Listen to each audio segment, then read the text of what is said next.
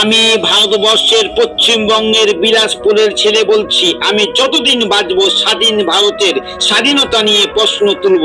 এতে কপালে যা আছে তাই হবে। কি লাভ স্বাধীনতা দিবস পালন করে যদি তার অস্তিত্ব বাস্তবে না থাকে?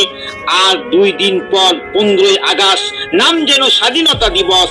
সেদিন চোরেরাই পাঞ্জাবি পরে পতাকা উত্তোলন করবে, মুখে বলবে এই দিনটিতে কত মায়ের কোল খালি হয়েছে, কত মহিলা স্বামী হারা হয়েছে, কত মা পথ চেয়ে বসেছিল সন্তান বাড়ি ফিরবে, কিন্তু বাড়ি আর ফেরেনি। দেশের জন্য লড়াই করতে করতে শহীদ হয়ে গেছে। কত রক্তের বিনিময়ে এসেছে দিনটি, আসলে ছিল মূল্যবান, ধরে রাখতে পারেনি তার মূল্য। সারা ভারতবর্ষ স্বাধীনতা দিবস বলে মেনে নিলেও আমার কাছে যেন দিনটি শোক পালন মনে হলো।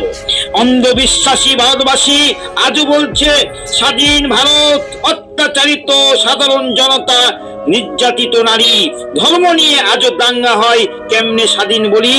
আমার মতে স্বাধীনতার আরো প্রয়োজন আছে এই ভারতে, তবে সেটি ব্রিটিশদের নয়, দেশীয় কুলাঙ্গারদের বিরুদ্ধে।